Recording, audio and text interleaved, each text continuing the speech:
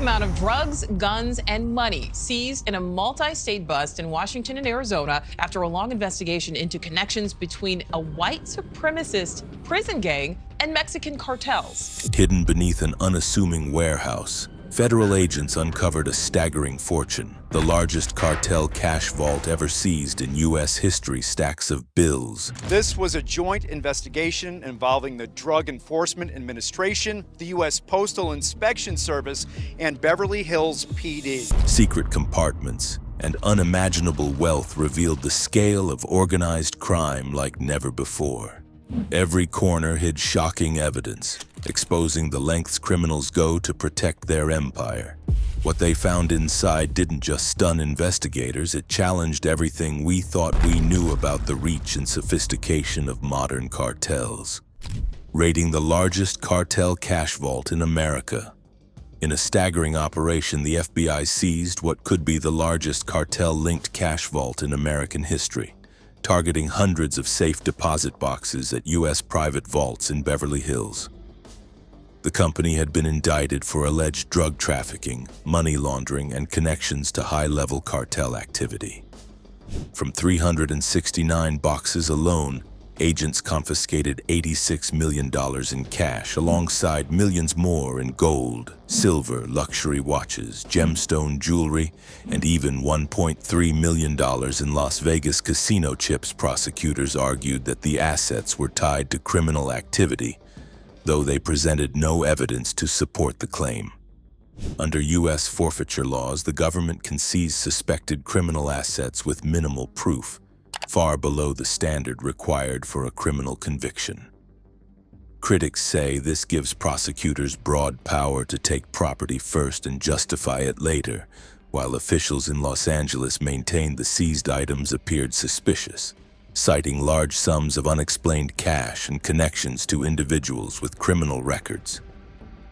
Yet possession of any amount of money is legal. The raid unfolded over 5 days in a quiet Beverly Hills strip mall. FBI agents returned roughly 75 boxes and planned to release at least 175 more. Acknowledging no evidence of wrongdoing in those cases, many other boxes remained unclaimed or unidentified. The indictment accused U.S. private vaults of marketing itself to clients seeking anonymity from law enforcement and tax authorities, with some staff allegedly helping customers convert cash into gold to avoid scrutiny. Box holders faced a grim choice: surrender their property or fight in court, exposing their identities and risking high legal fees. Attorneys warned that the government's approach forced citizens to choose between privacy and property rights. While magistrates had authorized seizure of the boxes as physical assets, agents were not supposed to inspect their contents. Yet video records showed envelopes opened, documents examined, and valuables cataloged in detail. In one instance, an elderly woman's box was emptied on camera, each item photographed page by page. Later, 75,000 gold coins from her stash were discovered missing, sparking additional litigation. The government denied mishandling items, insisting that every search was documented and witnessed by multiple agents. Officials also cited alerts from drug-sniffing dogs on some cash, though courts have long questioned such evidence given that most currency carries traces of narcotics. Cash seized ranged from a few $1,000s to more than $2 million per box. The FBI declined to clarify how many forfeitures relied solely on dog alerts. The raid unveiled a hidden world of staggering wealth, locked away in secrecy, turning the lives of those caught in its wake into a high-stakes struggle over property, privacy, and the reach of government power. For anyone wondering just how deep federal involvement runs, the extent of agents embedded in cartel operations is nothing short of shocking. The inside job. For more than a decade, the DEA ran a high-stakes money laundering operation for a Colombian drug cartel, moving cash and cryptocurrency through accounts controlled by agents, sources, and the cartel itself. Over the course of the investigation, the operation handled $19 million in drug proceeds, ultimately leading to the arrests of 2 heroin traffickers. A recently unsealed seizure warrant reveals the depth of the DEA's involvement, showing how the agency embedded itself in the cartel's efforts to conceal wealth, both through traditional cash transactions and digital currencies. While 2 arrests may seem modest for years of effort, former federal agents note that the operation likely generated intelligence and leads for other investigations, providing insight that would otherwise have remained in criminal hands. The DEA's undercover work began in 2009, infiltrating money laundering networks across the US, Colombia, and Mexico, all tied to a Cali-based cartel known internally as the Picoso. Often compared to the Sinaloa cartel, the Picoso specialized in large-scale cocaine trafficking and relied on intricate systems to obscure the source of its income. Individuals were recruited to move or deposit cash across multiple accounts, masking the origin of illicit profits. Undercover agents and sources were recruited for these roles, meeting cartel money brokers in public spaces, streets, parking lots, and shopping malls to collect cash, often sealed in plastic bags and heavily perfumed to evade detection by sniffer dogs. Some pickups exceeded $100,000, which were then divided and funneled into bank accounts for laundering. By early 2018, the cartel directed agents to transfer more than $150,000 from a bank account into a Coinbase account, converting it into over 13 Bitcoin through a source at Xapo Bank, a Gibraltar-based institution blending traditional banking with virtual currency management. Each successful transaction earned the agents and their sources a commission ranging from 2 to 16% of the laundered amount. The operation not only provided investigative insight but also ensured that illicit funds were temporarily controlled and accounted for by law enforcement, preventing them from circulating unchecked. Now the Justice Department is moving to reclaim assets from the operation. One of the 2 arrested traffickers was ordered to forfeit $1 million last year. With the recent seizure warrant, the government is also attempting to recover cryptocurrency, which due to Bitcoin's rise in value is now worth over $1.5 million. Even the inside job couldn't reveal the full scale of the Artex fortune, barely scratching the surface of the vast sums they launder out of sight. Money flow in the underworld. The Sinaloa cartel, based along Mexico's northern Pacific coast, commands one of the most profitable criminal enterprises in the world. According to the U.S. State Department, Mexican drug trafficking organizations generate between $19 and $29 billion annually by selling marijuana, cocaine, heroin, and methamphetamine in American cities. Among them, Sinaloa is considered the wealthiest and most powerful, with the capture of Joaquin Chapo Guzman casting a spotlight on the sprawling smuggling empire he built. A key element of the cartel's success has been exploiting the global banking system to launder vast amounts of cash, moving it with minimal scrutiny. Between 2007 and 2008, the Sinaloa cartel, together with a Colombian counterpart, transferred $881 million in illicit proceeds into U.S. bank accounts. HSBC, one of the world's largest banks, became a primary conduit, allowing cartel operatives to deposit hundreds of thousands of dollars in cash in a single day, using boxes designed to fit the dimensions of teller windows at its Mexican branches. Investigations later revealed that basic anti-money laundering controls were ignored, with the Mexico affiliate wiring $7 billion to corresponding U.S. accounts in New York. Much of this cash came from illicit sources, though internal failures and a lack of compliance culture allowed transfers to proceed unchecked. The dollar flows generated significant fees for HSBC, highlighting the financial incentive that sustained the system. In Culiacán, the capital of Sinaloa, the brazenness of the operation stunned residents. Money moved openly through office buildings, luxury cars, and professional-looking operations, appearing entirely legitimate. While law enforcement emphasized the sophistication of cartel money laundering, analysts and journalists noted the process was straightforward, relying on volume and opacity rather than advanced techniques. The consequences for HSBC were significant. The U.S. Department of Justice imposed penalties and forfeitures totaling $1.9 billion for failures in anti-money laundering compliance and for concealing prohibited transactions with nations including Iran and Cuba. In response, HSBC implemented reforms, strengthened monitoring systems, and expanded its financial crime compliance workforce, increasing full-time personnel by 54% between 2012 and 2013. Despite these efforts, the banking system remains vulnerable. Anti-money laundering regulations have improved, with banks investing in compliance programs, know your customer rules, and the identification of high-risk clients. Yet the sheer volume of illicit proceeds from the drug trade creates persistent pathways for money to flow into the financial system, often circumventing controls like water finding its way through cracks in rock. HSBC was neither the first nor the last institution implicated in money laundering scandals.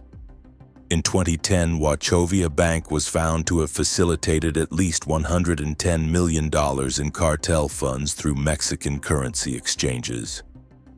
In 2012, FBI investigations revealed how the Zetas cartel laundered cash through a Texas racehorse operation using Bank of America. Most recently, Western Union agreed to bolster safeguards in its money transfer business along the southwest border. Across Mexico, currency exchange houses now operate under stricter rules intended to limit large dollar transactions. Yet law enforcement continues to monitor the flow of illicit funds closely, anticipating the next innovation the narcos will deploy to keep their billions moving undetected. When it comes to massive narco cash flows, one name stands above all: Pablo Emilio Escobar Gaviria. He bypassed banks entirely, and decades later, traces of his fortune still surface in the most unexpected places. The king of the Medellin cartel. In the 1970s, Colombia's criminal underworld was crowded with smugglers and petty thieves, but Pablo Emilio Escobar Gaviria quickly rose above them all. Born to a farmer and a schoolteacher, Pablo began with small-time hustles, selling fake diplomas, reselling stolen tombstones, and trafficking hot cars. By the mid-1970s, he had discovered a far more profitable enterprise: cocaine. By the 1980s, Escobar's Medellin cartel had built an empire stretching from jungle labs in Colombia to nightclubs in Miami and safe houses in Los Angeles.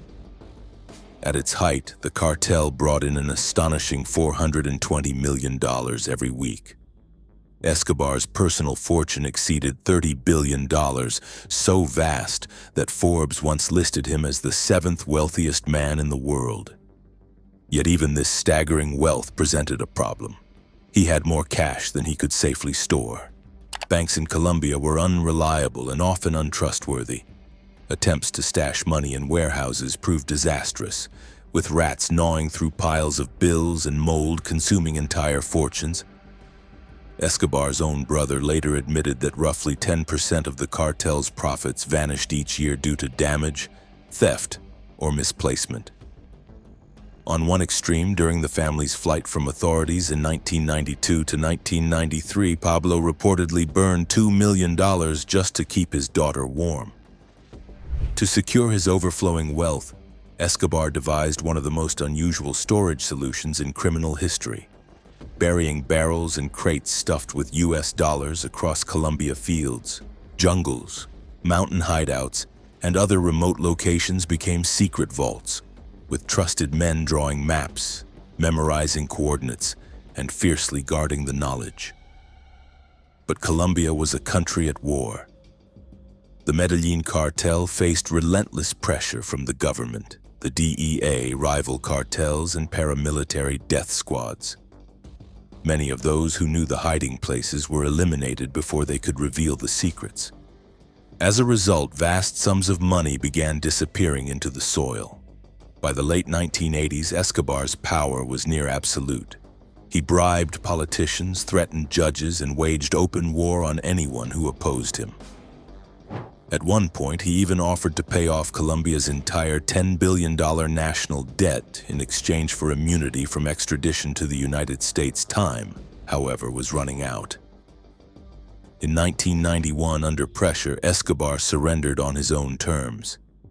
He built his own prison, La Catedral, equipped with a nightclub, sauna, waterfall, private soccer field, and modern communications from inside. He continued to run his empire and conceal his fortune. His eventual escape triggered a relentless manhunt involving U.S. intelligence, Colombian authorities, and rival cartels. On December 2, 1999, a day after his 44th birthday, Escobar was tracked to a Medellin safehouse. Attempting to flee across rooftops, he was fatally shot, though some believe he took his own life, choosing death in Colombia over imprisonment in the United States. After his death, authorities seized his mansions, vehicles, planes, and other properties, while rival cartels scavenged whatever they could find. His wife and children fled under new identities, later claiming that the family inherited little. Even with these seizures, vast amounts of Escobar's cash never surfaced. Investigators estimate that more than $10 billion of his fortune remains buried across Colombia, hidden in rusting barrels, rotting crates, and forgotten pits in fields, jungles, and mountains. Over the decades, some of these stashes have resurfaced, turning legend into reality. Escobar's buried billions, long thought lost to time and violence, have started appearing in the most unexpected places. The new gold rush. In recent years, Colombian farmers working the same lands their families had tilled for generations began uncovering unexpected treasures beneath the soil. Shovels struck more than rock and clay. They hit buried barrels, crates, and bundles of US dollars tightly wrapped in plastic. These discoveries offered sudden fortune, yet each find also carried the fragile, cursed legacy of Escobar's hidden wealth. One of the most famous cases involved José Mariana Cartolos, a 65-year-old farmer whose family had lived on the land for over 2 centuries. In 2010, he received a modest government grant of $3,000 to start a palm oil plantation. While digging trenches for irrigation, Cartolos's shovel struck something unusual, hard, hollow, and unlike the familiar soil. Soon he uncovered the rim of a blue plastic container. One barrel led to another and another. When he opened the first barrel, he discovered bundles of US dollars preserved in plastic, filling it from top to bottom. Reports later suggested the stash could total as much as $600 million. The story spread quickly, capturing attention nationwide and abroad. For years, Colombians had whispered about buried barrels and jungle vaults left behind by Escobar. Now, the legend seemed real. Reality, however, was more complex. Official reports stated that Cartolos did not keep a single dollar. Authorities took custody of the discovery and promised to use it to fund social programs. Rumors swirled, some questioned the amount and others suspected fabrication. Eventually, police labeled the Cartolos case a hoax. Yet the legend had already sparked a frenzy. Farmers across the countryside began digging, convinced they might strike a similar fortune. Journalists dubbed it a new gold rush, though most unearthed nothing but dirt. Across Colombia, informal money changers known as cambistas circulated old or damaged US dollars at a fraction of their value, often 10 or 20 cents on the dollar. In return, they cleaned, pressed, and funneled the bills into contraband networks. In some towns, entire shops accepted worn currency without question, becoming informal conduits for hidden wealth.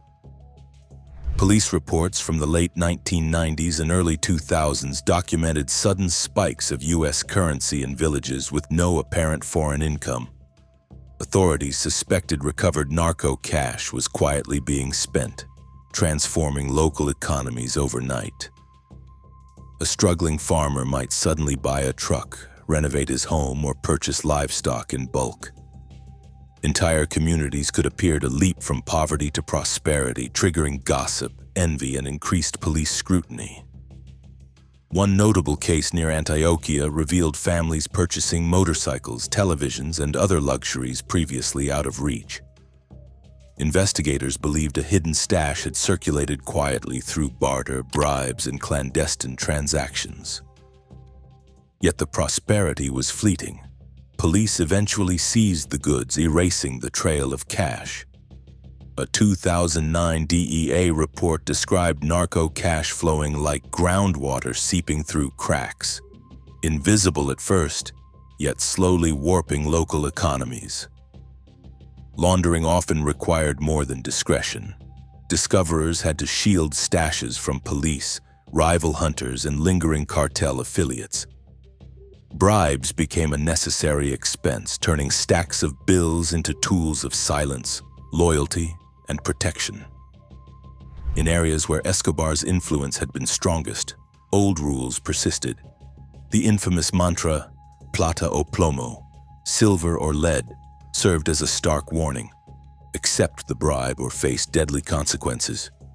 Even decades after his death, Escobar's money continued to wield power. Authorities struggled to contain this underground flow. Escobar's fortune had not vanished. Former associates claimed billions remained buried, and every rumor risked triggering a local gold rush. In Medellin, police raided abandoned safe houses, uncovering cash hidden behind walls, under tiles, or inside furniture. Yet for every official seizure, whispers persisted of countless more discoveries invisible to the public, quietly shaping towns long after the cartel's collapse. The legend endured, with buried stashes proving real in later cases. In 2020, Escobar's nephew, Nicolas Escobar, unearthed cash in Medellin while living in one of his uncle's former properties in Las Palmas. With knowledge of the cartel's hidden compartments, he broke through walls to reveal plastic-wrapped bundles valued at roughly $18 million. Alongside the money were a gold pen, a camera, rolls of undeveloped film, a typewriter once used for cartel communications, and old satellite phones. The find confirmed suspicions. Escobar's home still held secrets decades after his death. Time, however, had taken its toll. Money hidden for more than 30 years had decayed, reduced by rot and moisture into fragments. Even bills once powerful enough to bribe judges and sway politicians crumbled. Nicholas' discovery only deepened the mystery. If millions remained in walls, how many more barrels could still lie hidden across fields, homes, and roads, invisible yet potent, waiting to be unearthed? Escobar's secret stashes. From the swamps and jungles of Colombia to luxury estates in Miami, treasure hunters, law enforcement, and even men claiming to be Pablo Escobar's descendants have chased the promise of hidden millions. The search has never been safe. Escobar's stashes were often protected with traps, explosives, and landmines, grim reminders that his reach remained lethal even in death. Countless seekers risked everything for the chance at sudden fortune. Some uncovered small sums, but many more found only danger, or ended up behind bars for trespassing on confiscated cartel property. The obsession has spread beyond Colombia. In the United States, Escobar's name still sparks hunts for hidden loot. In 2016, a Miami mansion once owned by the drug lord changed hands. Workers tore down walls and swept the property with metal detectors. 2 safes were uncovered. One vanished mysteriously before its contents could be checked, and the other yielded little of value, hardly the millions imagined. For authorities in Colombia and the U.S. Drug Enforcement Administration, the hunt has been both a duty and a race against time. While treasure hunters dig illegally, law enforcement has occasionally made official discoveries. In November 1989, before Escobar's death, authorities in Medellin unearthed $5 million in cash, preserved in underground vaults. The find offered tangible proof that Escobar, always wary of banks and betrayal, had hidden vast sums across the country. Even then, it was only a fraction of his fortune. A few months later, investigators uncovered $25 million in rotting banknotes alongside 150 kilograms of gold, a treasure so immense it could have financed a small nation. 2 decades later, in 2009, Escobar's grand estate, Hacienda Nápoles, revealed $10 million hidden underground. Even after the property had been confiscated and transformed into a public park, the drug lord's shadow lingered, daring the curious to dig deeper. Modern technology has joined the hunt. Ground-penetrating radar, advanced imaging, and drones are used to locate stashes. The Discovery Channel series Finding Escobar's Millions followed 2 former DEA agents, Chris Feistel and Jerry Salame, as they scoured clandestine airstrips, jungle labs, and hostile farms to reclaim a hidden fortune for Colombia. The series showed how dangerous the search remains. Rural communities often retain deep loyalties to Escobar, viewing him as a Robin Hood figure outsiders searching for treasure encounter suspicion, hostility, or worse. Active cartels in the same regions blur the line between past and present danger. The story has even stretched abroad. In London, a man claiming to be Escobar's secret son insists he was passed coded messages pointing to hidden treasure in Colombia. He published a book and appeared on television, but no treasure was ever found, and Colombian authorities do not recognize his claim. The hunt for Escobar's billions continues, a mixture of fact and legend. Small stashes are unearthed occasionally, yet most of the fortune remains buried. Each discovery carries risk, and the search has claimed lives, fortunes, and reputations. For some, Escobar's treasure represents salvation. For others, it is a death sentence waiting underground. And still, the larger mystery persists. If law enforcement continues to uncover millions, and treasure hunters refuse to stop digging, how much truly remains hidden, and who, if anyone, will ever claim it? The strangest discoveries of Escobar's fortune, however, have been far more than money. The bizarre contents of certain stashes. When fortune hunters arrived in Colombia, they came seeking wealth. Barrels of cash, gold bars, and jewels whispered about in cartel legends. But the earth often returned something far darker.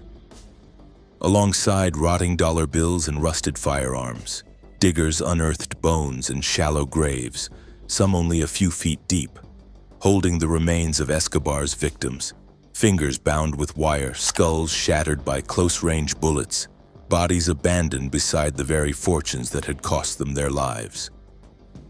In some pits, the bones lay tangled with weapons and money, a grotesque reminder that in Escobar's world, cash and death were inseparable. Farmers digging irrigation trenches sometimes struck improvised coffins instead of barrels.